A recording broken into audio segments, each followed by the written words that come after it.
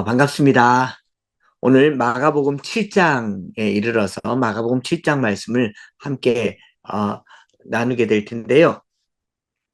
마가복음 6장과 7장과 8장이 또 한 단락입니다. 마가는 마가복음을 기록할 때 우리가 흔히 말하는 샌드위치 기법이라고 해서 이 양괄식에 양쪽에 어떤 메시지를 넣고 중앙에 핵심적인 내용을 넣는 방법의 기록을 잘 쓰고 있어요. 같은 내용도 중간에 뭘 딱 집어넣음으로 샌드위치로 만드는 그런 문법적인 표현을 쓰는데 마가복음 7장도 6장과 8장 사이에 끼어서 6장과 8장을 잇는 중요한 역할을 하고 있는 내용입니다. 마가복음 6장에는 뭐가 있냐면 오병이어 물고기 두 마리와 보리떡 다섯 개로 5천 명을 먹이신 이야기가 있는가 하면 8장에서는 이제 4천 명을 먹이신 둘 다 이걸 우리가 급식 이적이라고 합니다. 급식 이적 밥 먹이신 기적인데 이 6장과 8장 사이에 끼어 있어서 바리새인과 논쟁을 해요. 제자들이 음식 먹을 때 손을 씻지 않았다라는 걸로 논쟁을 하게 되는데 여기에 6장, 7장, 8장, 3장에서 아르토스, 떡이란 말이 17번 나옵니다. 마가복음 전체에서 떡이란 말이 21번 나오는데 그중에 17번이 여기 집중되어 있는 거죠. 요 앞전에 말씀드린 것처럼 오병이어의 기적은 마태, 마가, 누가, 요한복음 네 복음서에 공이 기록되어 있는 제자들이 예수님을 따라다니면서 가장 인상 깊었던 공통의 기억 중에 하나가 바로 이 오병이어인데 떡으로 백성들을 먹이신 이 사건을 이제 8장과 연결해서 7장에 이 내용이 들어가 있는 거죠. 이 이슈가 뭐냐면 7장 1절에 보면 예루살렘에서 바리새인과 서기관들 중에 몇이 예수님 있는 곳으로 왔어요. 파견 나온 거죠. 파견 나와서 그 제자 중 몇 사람이 부정한 손, 곧 씻지 아니한 손으로 떡 먹는 것을 보았더라라고 말합니다. 유심히 지켜본 겁니다. 뭐 흠잡을 게 있는가 해서 너 딱 걸렸다. 손 안 씻고 음식 먹는 걸 보고 딱 걸렸다라고 얘기했는데 요게 왜 6장 다음에 있겠습니까? 즉, 이 제자들이 손도 안 씻고 음식을 먹는데 5천 명을 먹일 때 손을 씻었겠느냐. 그리고 떡을 떼줄 때 저 5천 명 들에 있는 사람들 그 들판에서 어떻게 손을 씻었겠어요? 유대인들의 입장에서는 너희들은 규례를 어겼으니까 이거 먹은 거 아니다. 하나님의 백성으로 먹은 거 아니다라고 하는 5천 명의 기적을 무시하는 하나의 단초를 잡은 거죠. 앞에 있는 모든 것을 없애는 단초. 그리고 8장에서는 4천 명을 먹이는데 이 4천 명은 또 이방인들이거든요. 당연히 손을 안 씻겠죠. 그래서 7장에 있는 이 장로의 전통과 관련된 이야기를 딱 하는 순간 예수님께서 약간 흥분하시면서 6절부터 얘기해서 이사야 이야기로 입술로는 나를 공경하되 마음은 내게 멀도다 고르반을 얘기하면서 너희가 너희 전통을 지키려고 하나님의 계명을 잘도 버리는도다. 9절에 얘기를 하면서 부모를 공경하라 하고 아버지나 어머니를 모욕하는 자는 죽임을 당하리라 하였거늘 11절 너희는 이르되 사람이 아버지에게나 어머니에게나 말하기를 내가 드려 유익하게 할 것이 고르반 곧 하나님께 드림이 되었다고 하기만 하면 그만이라고 하고 아버지와 어머니에게 아무것도 하여 드리지 않는 것 이 전통을 지키면서 하나님의 마음을 버리는 것 이걸 이제 갑자기 느닷없이 얘기를 하시는 거예요. 이 이야기의 전체적인 것은 뭐냐면 너희들이 세운 전통이 하나님의 율법보다 하나님께서 말씀하신 계명보다 하나님의 의도보다 더 크냐라는 것을 말하는데 유대인들은 지금도 손을 씻고 또 예루살렘 성지순례 가보면 그 성벽 예루살렘 통곡의 가는 그 화장실에 들어가 보면 얼마나 정결규례의 진심인지 주전자가 있어요. 수도 꼭지를 이렇게 틀면 이 꼭지를 손으로 만지잖아요. 그러니까 꼭지도 더러워지니까 주전자를 가지고 손을 씻고 다시 수도 꼭지를 만져야 할 만큼 지금도 이 정결규례를 지키는데 구약학자 중에 밀그롬이라는 분이 이제 레위기 주석을 쓰면서 이 전통이라고 하는 게 어떤 거냐 사회나 문화의 정결 규칙은 그 사회나 문화가 지켜야 한다고 생각하는 이 생각의 경계 정체성의 경계를 만든다는 겁니다. 우리나라의 예를 들면 일제강점기에 우리 민족들이 정체성을 잃지 않기 위해서 유난히 상투를 더 틀었대요. 그리고 유난히 흰 조거리를 더 많이 입었답니다. 일본이 강제로 점령하기 이전에 우리나라는 뭐 개화가 막 시작되었기 때문에 뭐 이렇게 저렇게 다녀도 괜찮았는데 일본이 딱 정복하면서부터는 철저하게 한복을 입고 흰 옷을 입고 상투를 틀었다고 해요. 왜냐하면 이게 우리의 정체성이기 때문에 그런 거죠. 마치 한국 사람들이 미국이나 유럽에 가면 유난히 김치를 더 찾는 거죠. 그걸 먹어야 내가 한국 사람이 될 수 있다라고 생각하는 것은 아니겠지만 더 그리워지는 겁니다.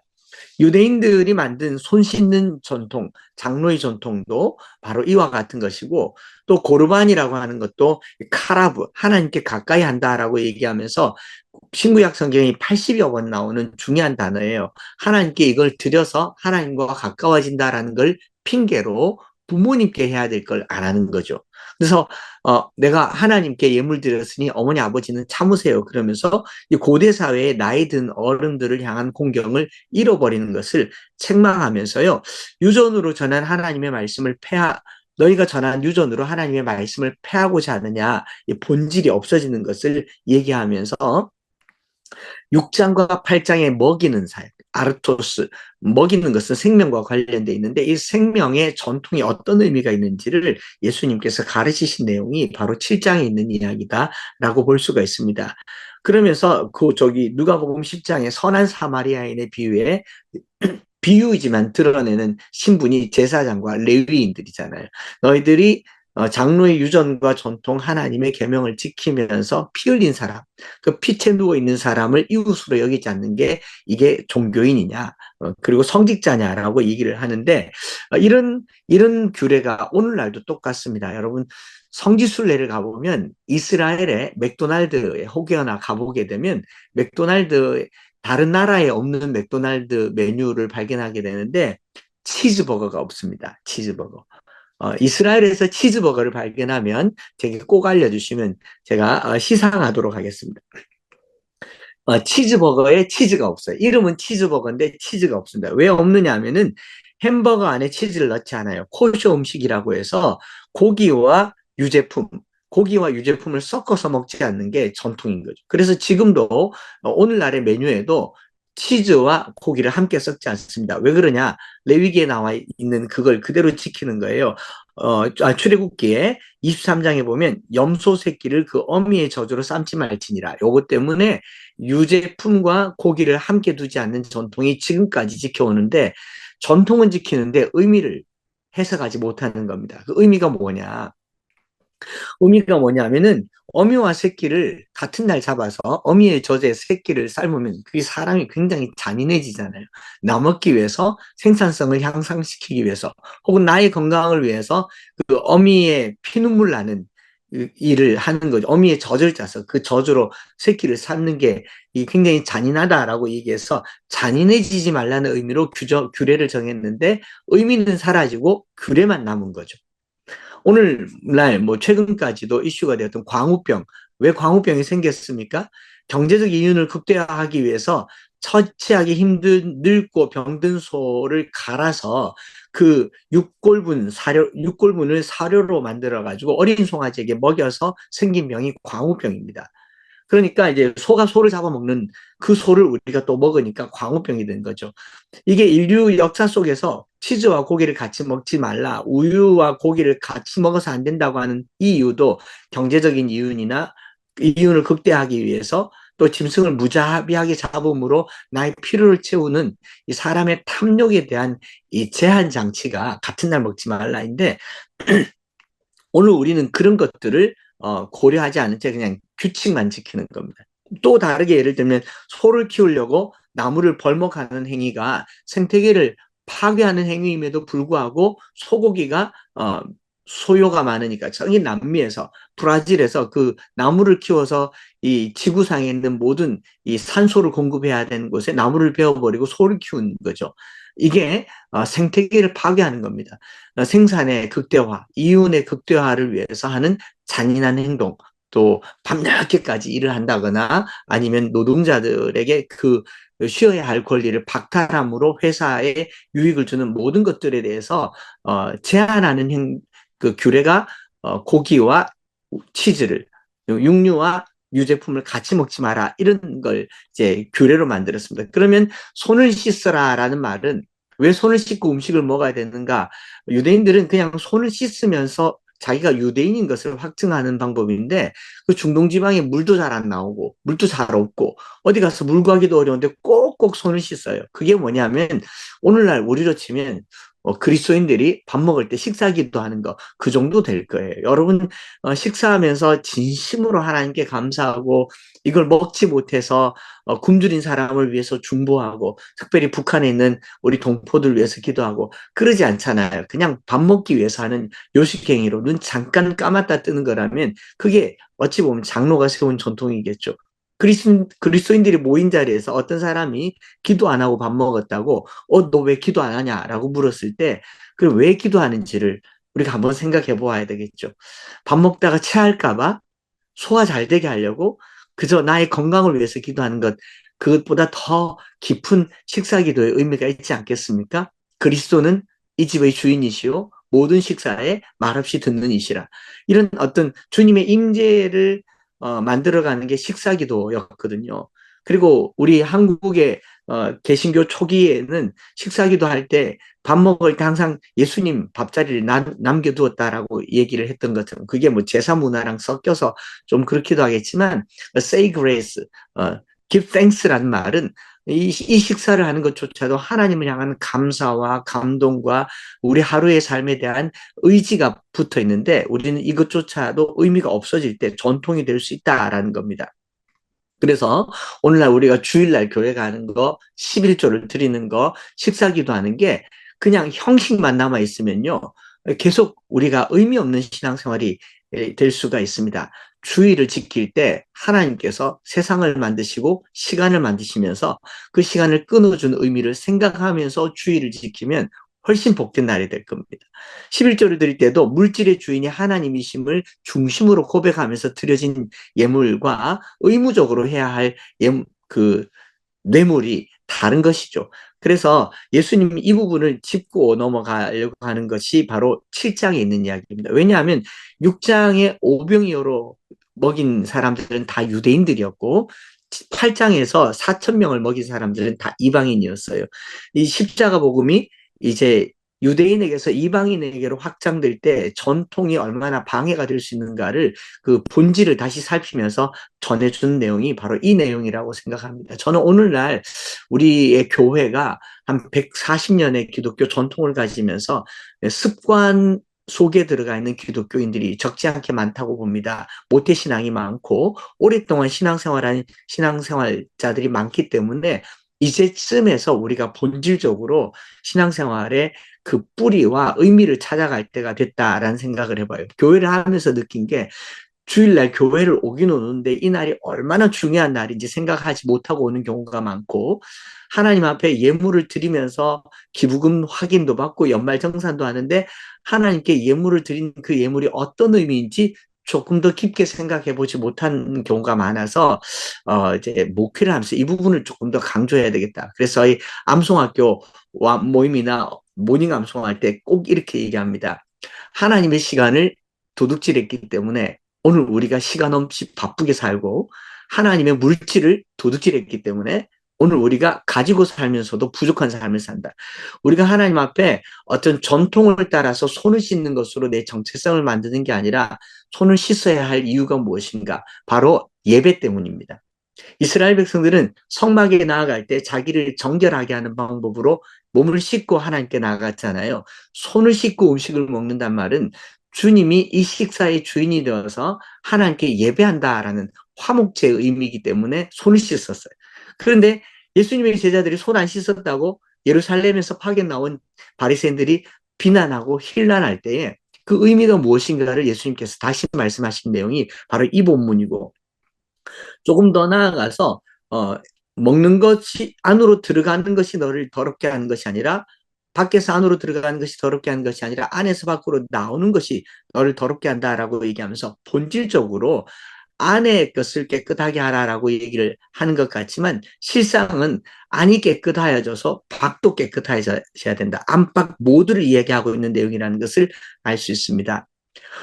건물 외벽에 금이 가면 그 외벽에 페인트를 칠하면서 건물이 온전해지진 않잖아요. 근본적으로 건물을 건강하게 하려면 안에 내부의 균열을 살펴야 되고 그 다음에 그걸로 끝내면 안 돼요. 외벽에 페인트 칠도 해야 되는 겁니다. 그래서 들어오고 나가는 모든 것을 얘기하는 거지, 예수님께서 안에 것만 점검하라고 말하는 것은 그것도 아닌 듯 싶다라는 겁니다. 그렇게 하면서 이 7장 뒷부분에 가보면 수로보니게 여인의 딸 귀먹고 어눌한 자를 고치시고 4천 명을 먹이시는데, 예수님이 쓰는 방법이 뭐냐면 만지세요. 다가가시는 거죠. 유대인들은 단절시키고 분리시키고 자기를 씻음으로 거룩을 추구했는데, 예수님께서 제자들 데리고 추구하는 거룩은 다가가서 만지고 좀 덜 씻었어도 그들 속에 거하는 방법으로 거룩을 추구하고 있는 거, 이게 주님이 가르쳐준 7장의 메시지거든요. 저와 여러분들이, 우리 개신교회가 세상에 대해서 배타적이고 세상을 터부시하고 세상으로부터 격리되는 것을 거룩이라고 여긴다면 우리도 바리새인과 다를 바가 없을 겁니다. 예수님은 세상 사람들을 먹이려고 귀신 들린 여인의 딸, 귀신 들린 여인의 딸에게 다가가서 만지기도 하고 일으키기도 하고 잡기도 하는 거. 그게 예수님께서 하셨던 신앙생활의 패턴이다라는 거죠. 신앙생활을 오래 하다 보면, 교회 오래 다니다 보면 하나님이 보이지 않고 이제 하나님을 바라본다고 하고서 내가 자아가 상실되고 행동만 남는 경우가 많습니다. 전통 속에 숨어 있는 그리스도인이라는 거죠. 교회 속에 숨어 있는 그리스도인이 되지 마시고, 교회 속에서 교회 밖으로 나가기 위해서 내 속에 있는 것들이 더 거룩함에 닮아갈 수 있는 저와 여러분들이 되었으면 좋겠습니다. 이틀 전에 본 영상에서 그 카이스트 대학교 교수님, 외국인이신데 한국에서 교수님으로 계신 이 우리나라에서 그 UX, 그 유저 익스피리언스, 뭐 HCI, 뭐 휴먼 컴퓨팅, 뭐 인터페이스 이런 거 만드는 것으로 구글 렌즈 만드는 걸로 유명한 분이 우리나라의 언어의 한계를 얘기하면서 디자인이라는 말을 쓰더라고요. 우리가 디자인 그러면 뭔가 예쁜 걸 만들고 뭔가 이렇게 아름다운 거, 보기 좋은 거, 또 생산성 있는 걸 만드는 걸 디자인이라고 생각하는데, 이 컴퓨터 공학에서 디자인이란 말은 이 시스템과 소통하게 하는 하나의 절차이다. 그러니까 뭐 유저 인터페이스나 유저 익스피리언스를 만드는 게 아니라 이걸 통해서 얼마나 잘 소통하면서 쓸 수 있게 하는가, 그걸 우린 디자인이라고 얘기한다라고 했어요. 저도 보고 깜짝 놀랐습니다. 예쁘게 만드는 걸 디자인이라고 한다면 우리 신앙생활은 예쁘게 하는 게 목적이 아닙니다. 하나님과 소통하는 게 신앙생활이죠. 영적인 디자인이라고 하는 것은 우리 속에서 나와서 바깥과 소통하는 것. 우리 예수님께서 6장에서 유대인들을 먹이셨다면 8장에서 이방인들을 먹이시기 위해서 그 디자인을 소통의 디자인으로 이끌어 가시는 게 하나님께서 우리에게 주신 지혜가 아닌가 생각을 해보아요. 그 시대에 번창하는 사업을 보면 그 시대의 정신을 알 수 있다고 하죠. 오늘 우리나라에 또 이 시대에 가장 번창하는 사업이 뭡니까? 겉모습을 바꾸는 거예요. 외모 사업. 얼굴 바꾸고, 옷 바꾸고, 차 바꾸고. 그 다음에 종교 생활도 마찬가지입니다. 교회를 하게 되면은 뭐 교회 시설 바꾸고, 또 인테리어하고, 익스테리어하고, 뭐 여러 가지 것들이 외모에서 오는데, 주님께서 그렇게 말씀하시는 것 같아요. 속에서 나오는 것이 사람을 더럽힐 수 있다. 속에서 나오는 것이 그것을 구질구질하게 만들 수 있다. 그 말은 겉을 꾸미지 말란 말이 아니라 속과 겉을 같이 하라라는 말 아니겠습니까? 그래서 역사적으로 외모가 출중해서 사람이 바뀐 적이 없습니다. 겉모습이 화려해서 인생을 바꾼 적이 없어요. 다 중심에서부터 시작되는 것이기 때문에 이 유대인을 먹이고 이방인을 먹이는 그 중간에 있는 이 7장의 메시지의 핵심은, 사람을 진정으로 바꾸는 것은 속에 머물러 있는 것만이 아니라 속에서 나와서 겉으로 흘러가는 흐름이다. 유대인에게서 이방인에게로 흘러가는 흐름이다. 라고 말하는 이 말씀을 생각하면서요, 오늘 내가 하는 일이 속과 겉을 소통하는 하나의 커뮤니케이션이 되기를 바랍니다. 어떤 일을 할 때에도, 어떤 디자인을 할 때에도 독자와 소통하는 하나의 소통을 만들어내는 것, 그냥 눈에 보기 좋고 아름답은 것을 추구하는 게 아니라 우리는 글로 소통하고, 또 우리가 만든 제품으로 소통하고, 또 메시지로 소통하고, 또 저는 목회자로서 강단에서 말로 소통하는 사람이 아니라 강단에 내려와서 삶으로 소통하고, 이렇게 해서 속과 겉이 하나 되고 유대인에게서 이방인에게로 나아가는 이것이 전통이 아니라 진심이 될 때에 복음이 증거된다. 그리 믿습니다. 오늘 하루를 살면서요. 속에서 나와서 겉까지 깨끗하여지고 또 마음에서 나와서 외부로 소통되어지며 교회에서 나와서 이방 세계와 소통되어지는 겉과 속이 거룩해지는 그런 복된 날. 예수님께서는 이렇게 말씀하셨다면 사도 바울은 로마서 12장에 그러므로 형제들아 우리가 하나님의 모든 자비하심으로 너희를 권하노니 너희 몸을 하나님이 기뻐하시는 거룩한 산 제물로 드리라. 그 다음에 뭐라고 나옵니까? 너희는 이 세대를 본받지 말고 마음을 새롭게 함으로 변화를 받아 하나님의 선하시고 기뻐하시고 온전하신 뜻이 무엇인지 분별하도록 하라. 세상의 것이 교회로 들어오는 것이 아니라 교회 것이 세상으로 나가서 새롭게 되어지는 이 시스템과 소통되어지는 참 디자이너들이 우리 모든 식구들이 되시기를 축복합니다. 기도하겠습니다. 하나님 아버지, 손 씻지 않은 걸 가지고 이렇게 길게 말씀하시는 이유가 마가복음 6장과 8장 사이에 있는 중요한 메시지라는 것을 살펴보았습니다. 오늘 우리가 신앙생활 오래 하고 이곳에서 매일 아침마다 예배를 드리고 주일마다 저녁마다 기도하고 신앙생활하는 모든 행위 속에 이것이 전통과 습관으로 남지 말게 하여 주시고 마음속에서 우러나와서 하나님을 향한 경외하는 마음과 또 이웃을 향한 사랑하는 마음들이 소통되어지는 매일의 예배가 되게 하여 주옵소서. 우리가 하루의 일과를 시작하면서 내가 하는 모든 일들이 눈에 보기 좋은 것을 넘어서서 마음에서 우러나오는 진심 어린 모든 물건들이 되게 하여 주시옵소서. 이 땅에 직장 생활하는 모든 사람들, 또 경제 생활하는 모든 사람들의 삶이 루틴이라는 곳에 그냥 따라가는 삶이 아니라 기계적인 삶이 아니라 중심에서 우러나와서 세상을 바꾸는 안과 밖의 소통이 되는 하루가 되게 하여 주시옵소서. 오늘 하루도 세상 속에 그리스도인으로 살아가는 우리 모두가 빛이 되기를 소망하며 구주 예수 그리스도의 크신 은혜와 아버지 하나님의 변함없으신 사랑하심과 성령 하나님 위로교통 충만 역사하심이 오늘 우리가 손을 씻을 때에도 그 의미를 알고 기도할 때에 식사 기도할 때조차라도 그 의미를 알고 하루를 살아가는 삶의 그 의미가 속에서 나와서 밖으로 연결되어지는 거룩한 디자인이 되기를 소망한 사랑하는 모든 식구들 위해 이제로부터 영원토록 함께 있을지어다. 아멘.